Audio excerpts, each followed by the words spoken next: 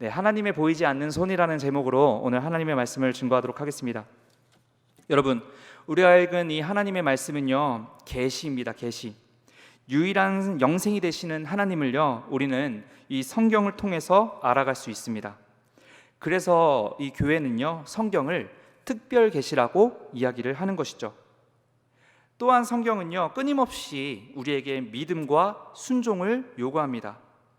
여러 인물들을 통해서, 그리고 이 성경 안의 인물들의 사건들을 통해서 마치 강북과 강남을 이어주는 다리와 같이 수천 년 후에 이 땅을 살아가는 우리에게 직접 말씀으로 찾아오시고 하나님의 말씀을 깨닫게 하시고 교통하게 하시고 나아가서 우리가 하나님의 마음에 합한 자로서 살아가게 한다는 것이죠.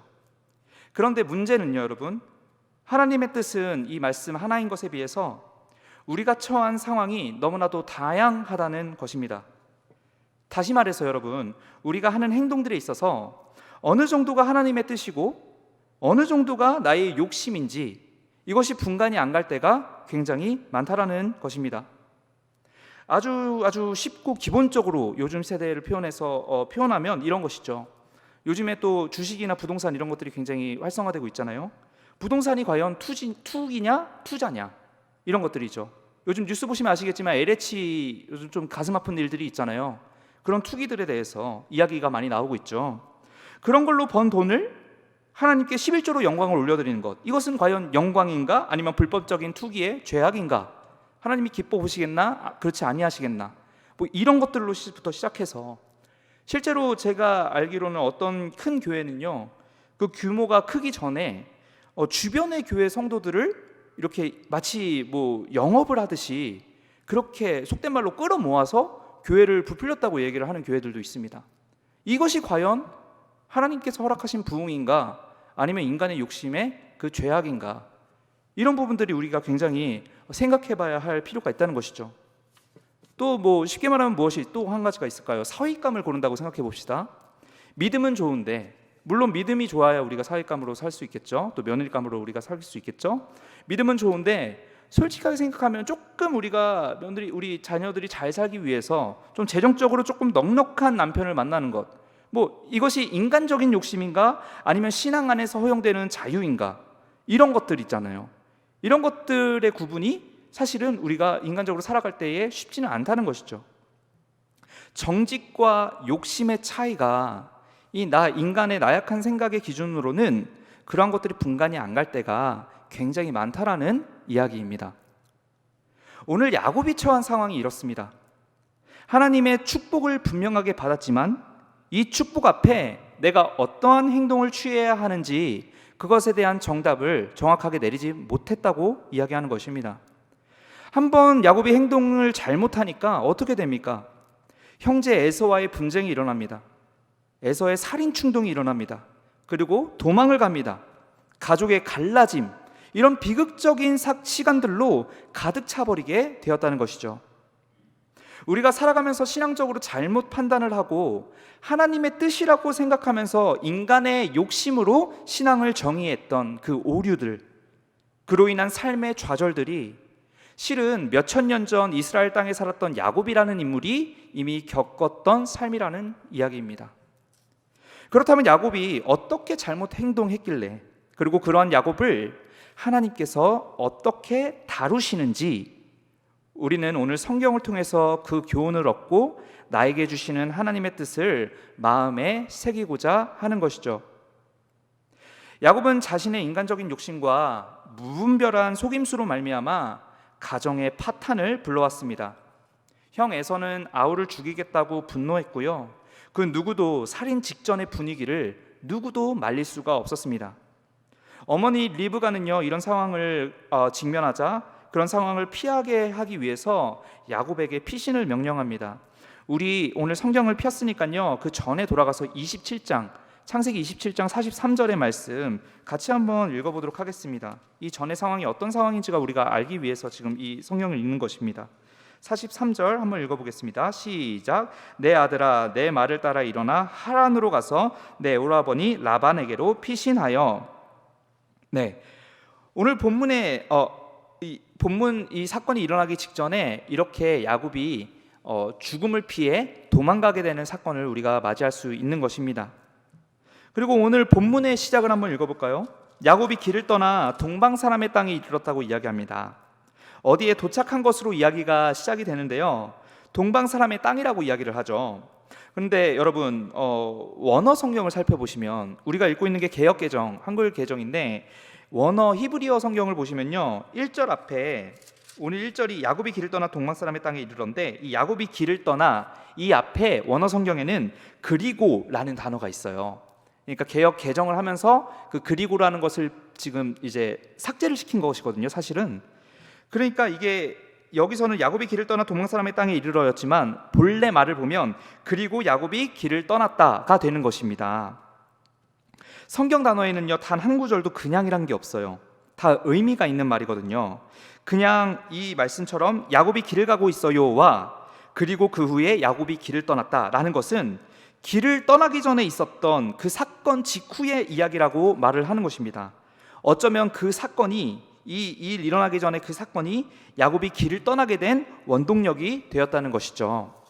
그러면 이 떠나기 전에 그 사건이 과연 무엇이었겠습니까? 우리 다시 한번 말씀을 돌이키길 원합니다. 28절 그 마지막으로 살짝 올라가면 28장으로 올라가면 이런 사건이 있었습니다. 28장 13절부터 15절까지인데요. 우리 한번 큰 소리로 한번 다 같이 한번 합독해서 읽어보도록 하겠습니다. 28장 13절에서 15절입니다. 시작. 또 본즉 여호와께서 그 위에 서서 이르시되 나는 여호와니 너의 조부 아브라함의 하나님이요 이삭의 하나님이라. 너가 누워있는 땅을 내가 너와 내 자손에게 주리니 내 자손이 땅의 티끌같이 되어 북쪽과 남쪽으로 퍼져나갈지며 땅의 모든 족속이 너와 내 자손으로 말미암아 복을 받으리라. 내가 너와 함께 있어 너가 어디로 가든지 너를 지키며 너를 이끌어 이 땅으로 돌아가게 할지라. 내가 내게 허락하신 것을 다 이루기까지 너를 떠나지 아니하리라 하신지라. 아멘. 여러분, 이 사건 전에 어떤 일이 있었냐면 그 유명한 베델 언약이 나옵니다. 비록 자신의 신세가 일개 도망자에 지나지 않았지만 이렇게 주님이 만나 주신 후에는 마치 이때가 돌베개를 베고 자고 있었던 데거든요. 그 돌베개도 마치 시몬스 침대처럼 엄청나게 평안한 마음 상태로 변하게 되었다는 것이죠. 광야의 모래바람도요, 공기청정기처럼 엄청나게 그 모든 것들이 이제 만족되어지는 그런 순간으로 야곱이 변했다는 것입니다. 그로 인해서 활기차게 주님의 말씀을 붙들고 믿고 다시 나아갈 수 있었다는 것이죠. 여러분, 하나님이 임재하시면요, 사람의 육체와 영혼은 가장 큰 만족을 누리게 됩니다. 야곱도 그것을 느꼈기 때문에 그 장소를 베델, 곧 하나님의 집이라고 표현한 것 아니겠습니까? 여러분, 하나님을 만나고 야곱은 광야에서 누구보다 더 기쁘고 활기차게 하나님께서 예비하신 길을 걸어갈 수 있었습니다. 오늘 이 시간에 하나님께서는요, 성경의 말씀으로 지친 우리의 영혼을 회복시켜 주실 것입니다. 믿으십니까? 야곱과 같은 생명력이, 비록 야곱과 같이 광야 같은 삶을 오늘 삶을 살아가는 우리의 모습일지라도 영원하신 그 생명 언약의 생동력을 얻고 하나님이 약속하신 복을 누리는 그런 성도님들이 되시길 진심으로 소망합니다. 그렇게 야곱은요, 하나님의 인도하심으로 몸 하나 성하지 않고 그 먼 길을 이동하여 어머니 리브가가 명령한 라반 삼촌의 집에 도착할 수 있었다는 것입니다. 야곱은요, 라반을 만나자마자 그동안 자기에게 있었던 모든 일들을 전부 털어놓는다고 이야기를 하고 있습니다. 아까 말씀드렸다시피 성경에서 그냥 기록해 놓은 것은 없다고 말씀을 드렸잖아요. 여기서 모든 일이라고 한다는 것은 그냥 진짜로 모든 일을 다 라반에게 이야기했다라고 이야기하는 것입니다. 29장 13절의 마지막 부분을 보면요, 모든 일을 라반에게 말했다고 이야기합니다. 성경에서 말한 범위가 모든 일이라고 지금 여기 적혀 있었다면 진짜 모두 다 라반에게 털어놨다는 것이죠. 어떤 일들이 있었나요? 집안의 일들이 있었고요, 장자의 축복이 에서가 아닌 차남인 나에게 왔다라는, 내가 축복을 받았다라는 것, 장자의 축복을 받았다는 것까지 포함해서 에서의 분개와 그로 인한 나의 도망과 그리고 추워 얼어 죽을지도 모르는 광야에서의 그 수많은 기록들, 그리고 돌을 베고 잘 정도로 나의 처량했던 상황들, 그 상황 가운데서 만나주신 하나님의 축복, 그리고 내가 먼 훗날 하나님의 축복으로 인해서 나의 자손들이 정말 많아질 거예요 삼촌, 이런 이야기까지 모든 것들을 다 라반에게 이야기를 했다는 것이죠. 또한 이삭이 분명하게 이야기했던 아버지가 분명하게 야곱에게 이야기했던 아내를 라반의 딸에게서 얻으라고, 삼촌의 딸에게서 아내를 얻으라고 우리 아버지가 말씀하셨어요 라는 그런 이야기들까지 모두 다 라반 삼촌에게 이야기를 했다는 것이죠. 창세기 28장 맨 처음에 보면요, 이게 우리가 좀 성경 앞뒤를 조금 왔다 갔다 할 건데요, 창세기 28장 맨 처음에 보면은 도피를 시작하는 야곱에게 아버지 이삭이 마지막 말을 하는 것이 있습니다. 28장 1절에서 2절까지인데요, 제가 한번 큰 소리를 읽어드릴 테니 여러분 한번 눈으로 같이 따라 읽어주시면 감사하겠습니다. 이삭이 야곱을 불러 그에게 축복하고 또 당부하여 이르되 너는 가나안 사람의 딸들 중에서 아내를 맞이하지 말고 일어나 빛단 아람으로 가서 너의 외조부 부두엘의 집에 이르러 거기서 너의 외삼촌 라반의 딸 중에서 아내를 맞이하라. 야곱에게 내린 이삭의 명령이었다는 것이죠. 그때 그 모든 얘기를 들은 라반의 반응이 어떻습니까, 여러분? 오늘 본문에 나와 있다시피 너는 참으로 내 혈육이로다 이렇게 얘기를 해요. 쉽게 말하면 넌 진짜 내 가족이야 이렇게 라반이 야곱에게 이야기했다는 것이에요. 하나님이 직접 부어주신 그 축복의 덩어리가 그 야곱이 우리 집에 들어왔으니 라반의 입장에서 그게 얼마나 큰 축복일지 모르잖아요, 그죠? 그 하나님께서 모든 것들을 부어주셨다고 야곱에게 말을 하세요. 야곱이 라반에게 말을 했잖아요. 그게 자손의 번영과 모든 축복들이 다 나에게 왔어요 라는 것들을 라반이 들었을 때 그 야곱이 지금 우리 집에 들어왔다고? 이것은 뭐 거의 로또 맞은 거랑 사실 다름이 없죠. 오늘날로 말하자면 그만큼 기뻐했겠죠, 라반이. 그리고 심지어 그가 자신의 딸들과 결혼하는 것이라면 라반에게는 이 하나님의 축복 버스를 그냥 거저서 얻어 탄 것과 다를 바가 없다는 것입니다. 라반은 엄청나게 행복한 것이죠, 지금. 그래서 이곳에서 야곱은요, 라반의 가족 구성원으로서 행복하게 제2의 여정을 시작하게 됩니다. 많은 라반의 이 친절은요, 한 달 후에 사라져버립니다. 야곱을 그냥 사꾼으로 취급하면서요, 품삯 계약 조정을 시작하게 됩니다. 가족에서 노동자로 전락해버리고 마는 야곱의 모습을 우리가 확인할 수 있는 것이죠. 야곱은 그곳에서 라반의 딸들과 결혼하라는 아버지의 그 이삭의 말을 기억하면서 작은 딸 라헬을 위해 7년을 섬기겠다고 말하고 그곳에서 7년의 삶 이상을 이제 시작하게 되는 것이죠. 원래 여러분, 근동지방의 결혼 풍습을 우리가 볼 필요가 있어요. 남편 측이 결혼을 했을 때 있잖아요, 아내 측에 결혼 예물을 주는 풍습이 있었다고 합니다. 여러분, 제가 저번에 한번 설교를 할 때 말씀을 드렸지만 아브라함이 늙은 종을 시켜서 하란 땅에서 그 이삭의 아내를 구하게 하잖아요. 그때 늙은 종을 보낼 때 그냥 몸만 보낸 게 아니라 낙타에 여러 가지 결혼 예물들, 뭐 코걸이, 뭐 귀걸이, 거리들을 다 가지고 보냈습니다. 그죠? 그게 바로 결혼 예물이었어요. 그리고 그건 아브라함만 베푼 게 아니라 그때 당시에 이스라엘 땅에 살고 있었던 문화가 바로 그런 거였다는 것입니다. 결혼을 하면 신랑 측이 신부 측에 이렇게 결혼 예물을 주는 게 그게 풍습이었다는 것이죠. 여러분, 여기서 야곱이 라헬과 결혼을 하려고 하는데 야곱이 결혼 예물이 있었겠습니까? 거의 죽음을 피해서 그냥 도망가기만 했던 그 야곱이 가지고 있었던 게 뭐가 있었겠어요? 뭐 예물이 어떤 게 있었겠습니까? 그때 당시에 통장이 있습니까? 아니면 마이너스 카드가 있습니까? 아무것도 없죠. 그래서 한 게 무엇입니까? 7년을 섬기겠다, 이 얘기를 하는 것입니다. 오늘날로 그냥 속되게 말하면 그냥 몸으로 이제 몸 노동력으로 이제 그거를 충당을 하겠다라고 이야기하는 것이 바로 7년을 일하는 것이 바로 이 이야기를 하는 것입니다. 그래서 이제 7년을 야곱이 그 라헬을 위해서 7년을 라반의 집에서 일을 합니다. 근데 과연 이게 야곱의 생각대로 잘 진행이 될지 이것은 우리가 성경을 쩍쭉 읽으면서 확인할 수가 있겠죠. 여러분, 그리고 이 우리가 읽은 본문은요, 야곱의 그 타향살이라고 하죠. 타향살이의 내용의 첫 부분을 담고 있는 장입니다. 창세기를 보시면 아시겠지만요, 오늘 라반의 집에 도착하게 된 야곱이 이곳을 잠시 들렸다가 가는 게 아니에요. 무려 20년을 여기서 머물게 됩니다. 거의 인생의 많은 부분을 이 라반의 집에서 보내게 된다는 것이죠. 그 20년의 이야기가 오늘 우리가 시작한 29장에서 31장까지 3장에 걸쳐서 소개가 되는데, 야곱의 인생에 그리고 이 이후에 하나님의 약속의 씨앗에 있어서 중요한 사건들이에요. 그리고 오늘 본문은 그 사건의 시작점이라고 이야기하는 것입니다. 설교 처음 부분에 말씀드렸다시피요, 야곱은 형 에서를 피해 도망자 생활을 시작했었습니다. 이 도망 생활이 어떻게 시작된 것입니까? 오로지 야곱의 인간적인 실수로 인해 일어나게 된 것이죠. 정직하지 못한 성품으로, 자신의 욕심으로 말미암아 남을 속여 빼앗는 그 인간의 죄성, 이것이 결국 야곱 스스로를 올감해서 자신의 상황을 축복의 대로가 아닌 광야의 죽음의 길로 내몰게 된 것입니다. 그렇다면 여러분, 야곱뿐만 아니라 야곱 주변의 관계들은 어떻게 됐을까요? 야곱 주변 사람들은 어떻게 됐을까요?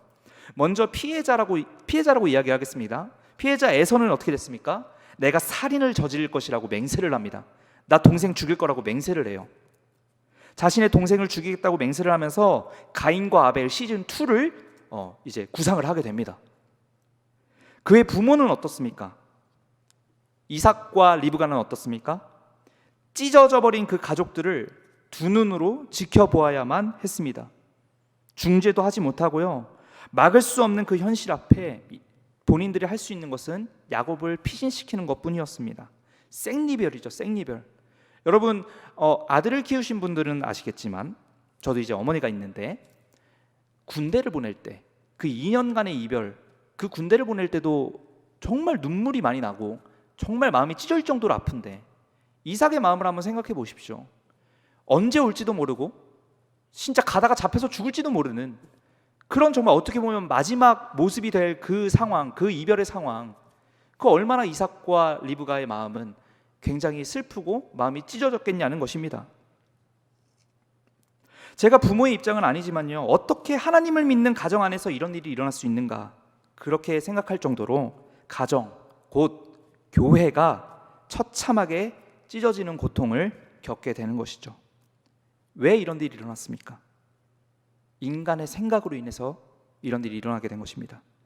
인간이 야곱의 모습과 같이 인간의 생각이 이 삶의 주인이 되어버리면요, 그 결과는 하나님과 멀어지는 것입니다. 이것은 절대적인 거예요.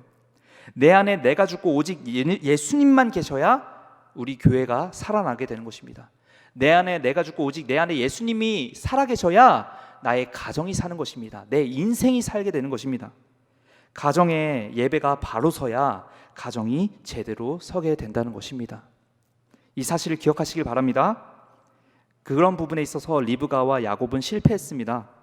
그리고 자신의 인생뿐만 아니라 자신의 가족 공동체까지 병들게 했습니다. 그의 최초의 생각은 내 주변의 모든 복을 내가 다 가져버리고 에서 형이 나를 섬기고 아브라함 할아버지와 이삭 아버지가 가졌던 하나님의 복을 내가 다 가져버릴 거야. 그리고 내 인생의 가장 행복한 삶을 살아낼 거야. 이런 생각으로 시작을 했겠지만, 아름다운 그런 상상을 했겠지만, 그 하나님의 계획 가운데, 그 아름다운 계획 가운데 인간의 죄성, 속여 뺏고 투쟁하고 남을 미워하고 그런 죄성이 들어감으로 말미암아 하나님의 계획 가운데에 오염이 생겨버리고 우리가 하나님의 계획에서 틀어져 버리게 되는 것이죠. 하나님께 온전한 믿음을 드리지 못할 때에 우리는 하나님을 기쁘게도 못할 뿐더러 우리 자신에게도 참 만족이 없어지게 되는 것입니다. 우리 성경을 폈으니 신약 성경 히브리서 11장을 한번 가보도록 하겠습니다. 히브리서 11장, 신약 성경 히브리서 11장 6절, 이 말씀이 또 신약 성경에도 고스란히 나와 있는데요. 신약 성경 365페이지에 있는 히브리서 11장 6절의 말씀을 우리가 같이 한번 읽어보도록 하겠습니다. 네, 우리 유초연구 친구들은 이제 웬만한 어르신들보다 더 빨리 찾을 수가 있죠. 매주 그렇게 훈련을 하니까, 그죠? 감사합니다. 네. 자, 11장 6절 한번 큰 소리로 읽어볼게요. 시작. 믿음이 없이는 하나님을 기쁘시게 하지 못하나니 하나님께 나아가는 자는 반드시 그가 계신 것과 또한 그가 자기를 찾는 자들에게 상 주시는 이심을 믿어야 할지니라. 아멘. 하나님을 찾아야 하는데 자신의 죄성을 쫓는 인생, 이것은 하나님의 상과 멀어져가는 모습인 것입니다. 여러분, 하나님은 우리를 축복하시길 원하십니다. 믿으십니까? 그 축복은 주님의 말씀을 간절히 찾고 따르는 자에게 주신다는 것을 구약과 신약 이 성경 전체에서 우리에게 분명하게 말씀하고 계십니다. 야곱은 그것을 놓친 거예요. 그 결과는 축복을 누리지도 못하고 목숨 걸고 도망가는 도망자 신세가 되었다는 것입니다. 이 말씀을 통해 우리가 온전한 믿음과 멀어져서 하나님이 주시는 평안을 놓치고 있는 것은 아닌지 우리 스스로 점검하시고, 모든 상황을 인간적인 가치관이나 습관이나 풍조가 아닌 하나님이 보고 계신다는 믿음을 가지고 말씀과 더 가까이 있고 내 삶 곳곳에 예배의 재단을 회복하며 말씀으로 무장된 삶 사시기를 진심으로 소망합니다. 창세기 27장 42절부터 28장 5절까지 약간의 긴 그 내용을 보면요, 리브가와 이삭이 야곱 탈출 프로젝트를 시행합니다. 분노와 살인 충동에 가득한 눈빛부터 변해버린 그 에서의 복수를 피하기 위해서 야곱을 외삼촌 라반이 있는 하란 땅으로 피신시킵니다. 그리고 탈출을 시행하기 전에 아까 잠시 이야기 드렸지만 이삭은 인생에서 가장 간절한 마음으로 아들 야곱에게 축복을 내립니다. 여기서 아버지 이삭의 마음을 한번 살펴보시죠. 이미 야곱에게 장자의 축복은 내려졌습니다. 비록 믿는 도끼에게 발등 지키듯 믿는 아들에게 발등을 지켜서 소가 넘어가서 축복을 줬다 하지만, 하나님이 자신에게 내리신 그 이삭 자신에게 내리신 축복과 번성의 씨앗이 고스란히 야곱을 통해 이어갈 것을 인정하게 되었죠. 그런 야곱이 목숨을 걸고 도망자 생활을 해야 되는 상황이라면 여러분, 아버지 이삭의 마음이 얼마나 떨리고 조마조마했을까요? 그 하나님의 약속이, 그 신실하신 하나님의 약속이 사랑하는 에서에 의해서 산산조각 찢어지게 생긴 것이니 이삭으로서는 다시 한번 간절한 마음으로 하나님께 축복을 구하고 야곱에게 축복을 빌었을 것입니다. 창세기라는 성경을 읽어보면 여러분 아시겠지만요, 이 이야기를 끝으로 이삭은 역사 속으로 사라지게 됩니다. 마치 한 나라의 대통령이 새로운 대통령에게 당선되고 그 새로운 대통령에게 모든 위임을 물려주는 그 위임식이 끝나면 자신은 역사 속으로 이렇게 사라지듯이 하나님의 구원 역사의 주인공이 이삭에게서 야곱에게로 이어져 가는 것입니다. 그것을 가장 잘 나타내는 게 아까 우리가 잠시 읽었던 베델의 축복, 할아버지 아브라함과 아버지 이삭에게 주신 축복이 똑같이 오늘 이 시간 야곱 자신에게 흘러내려가게 된 것이죠. 근데 여러분 잘 생각해 보세요. 야곱은 분명히 실패했습니다. 실패한 야곱, 하나님의 가정을 망쳐놓은 야곱에게 이 축복의 바통이 어떻게 이어가게 된 것일까요? 어떻게 그럴 수가 있을까요? 하나님의 긍휼이 야곱을 이끌어 가신 줄로 믿습니다. 야곱의 연약함을 응징하지 아니하시고 고와 같이 버리지 아니하시고 자신의 뜻을 끝까지 이뤄가시는 하나님의 신실하심을 오늘 이 시간 우리가 성경을 통해서 발견할 수 있는 것입니다. 자신이 선택한 뜻에 후회함이 없으신 그 하나님의 신실하신 약속이 홀로 광야에 버려진 초라한 야곱에게 찾아오셔서 만나주시고 약속을 재확인시켜 주시고 믿음을 부어주시며 그의 목적지까지 인도하는 것입니다. 그가 서 있는 곳이 비록 죄의 결과로 인한 그 적막한 광야의 길일지라도 하나님의 보이지 않는 손은 여전히 야곱을 붙들고 계신다는 것입니다. 그 광야에는요 여러분, 잘 갖춰진 휴게소도 없었습니다. 그때 당시에 무슨 비상 열람망령이 있었던 것도 아니고요, 있는 것은 추위와 굶주림과 광야에서 육식고기를 즐기는 그 맹수들 뿐이었습니다. 무기가 하나조차도 있지 않았다는 것이에요. 야곱의 광야 도피 생활 때 유일하게 휴식이 한 가지 있었다면, 여러분, 야곱에게 유일하게 한 가지 휴식이 있었다면 그것은 하나님이 만나주셨던 베델의 시간이었다는 것입니다. 광야와 같은 인생 속에서 우리의 유일한 휴식처는 무엇이겠습니까? 하나님을 만나는 귀한 예배의 시간입니다. 바로 예배입니다. 예배의 자리, 어느 것도 줄 수 없는 보호와 평안이 하나님을 만나는 예배의 시간 안에 있음을 여러분 이 시간 다시 한번 고백하길 원합니다. 예배의 자리를 사모하십시오. 공예배, 가정예배, 내 삶 모든 곳에 예배의 제단을 세우시길 바랍니다. 여러분 아까 오전에도 잠시 제가 비유를 드렸지만 집에서 제가 청국장 되게 좋아하거든요. 집에서 청국장을 끓이잖아요. 그러면 집안에 어떤 냄새가 나죠? 꽃향기가 나나요? 제 질문이 어렵나요? 마스크 때문에 대답하셨는데 제가 못 보는 거죠? 청국장 냄새가 나잖아요. 거실에 부엌에 청국장 냄새가 가득합니다. 근데 그게 계속 냅두면 어떻게 해요? 안방까지 청국장 냄새가 침투하게 되죠, 그죠? 집에 들어가서 엄마가 청국장을 하고 저는 밖에 있다가 집에 딱 들어가는데 현관문 열자마자 청국장 냄새가 확 올 거 아니에요, 그죠? 근데 여러분 생각해 보세요. 만약에 우리 교구 목사님이나 담임 목사님께서 가정 신방을 오신다고 해요. 여러분 그러면 청국장 냄새 그냥 그렇게 두고 계십니까? 아니죠, 여러분. 환기하고 문 다 열고 에어컨 한번 쐬고, 그죠? 그리고 페브리즈도 좀 뿌리고 이렇게 해가지고 어서 오세요 아무 일도 없었던 것처럼 목사님 샬롬 하면서 이렇게 맞이하잖아요, 그죠? 뭐 냄새 나는데 그냥 어서 오세요 청국장 냄새 좋지요 막 이러면서 이러시는 분 없죠. 뭐 물론 청국장 냄새가 난다고 해서 우리 목사님들께서 다음에 오겠습니다 막 이러진 않을 거예요. 하지만 우리가 누군가가 이렇게 집으로 올 때에 우리가 청국장뿐만 아니라 다른 냄새나 아니면 강아지 똥이나 뭐 이런 것들을 그냥 두지 않으시잖아요, 그죠? 맞습니까, 여러분? 여러분, 예배라는 그리스도의 방향제로, 말씀의 방향제로 우리의 마음을 새롭게 정화시켜 주시는 예수님을 만나는데 나의 인생 최고, 나의 모든 것들을 할애하시고 노력하시길 소망합니다. 내 영혼을 새롭게 하는데 계산은 절대로 필요하지 않아요. 예배가 쉼이고 예배가 기쁨이고 예배가 우리 인생의 광야에 유일한 활력이 된다는 것을 우리가 믿고 인정한다면 우리가 다른 것들, 우리의 정돈되지 않은 마음, 우리에게 정돈되지 않는 시간들, 가정예배 우리가 이 시간에 드리기로 했는데 이때 우리 뭐 해요? 이러면서 계산하지 않겠죠, 그죠? 가정예배가 우리가 시작이 되었습니다.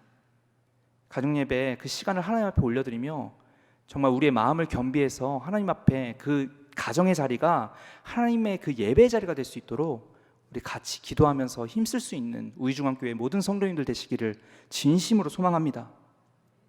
그러한 활력, 예배의 활력을 얻은 야곱은요, 하나님의 인도하심으로 목적지까지, 라반의 집까지 안전하게 도착을 하게 됩니다. 우리가 성경에서 그 광야 생활을 하는 성경의 인물들을 굉장히 많이 만나게 되잖아요. 대표적으로 다윗이 또 있죠, 그죠?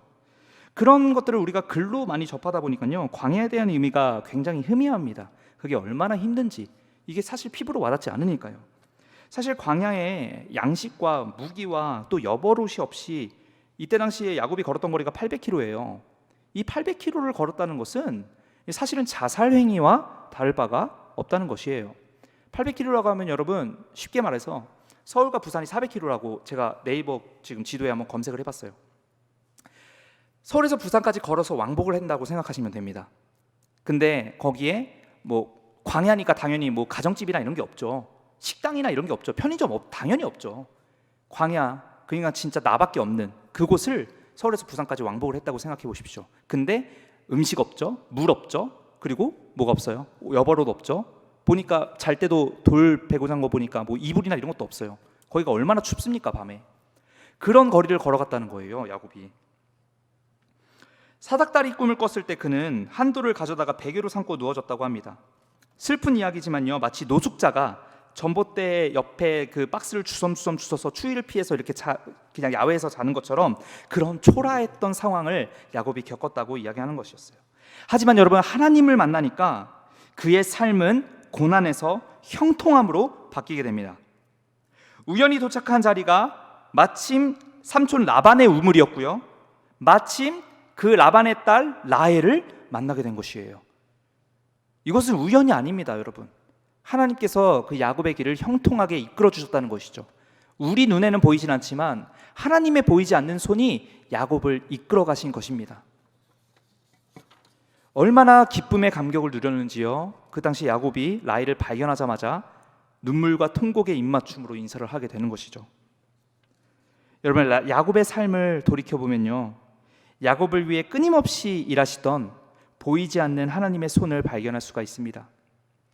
하나님께서는 시간과 환경, 공간에 구애받지 않고 초월적으로 어디에나 계시고 어느 것, 사소한 것 하나까지 통치하시고 계심을 우리는 간절하게 기억하고 믿어야 할 줄로 믿습니다.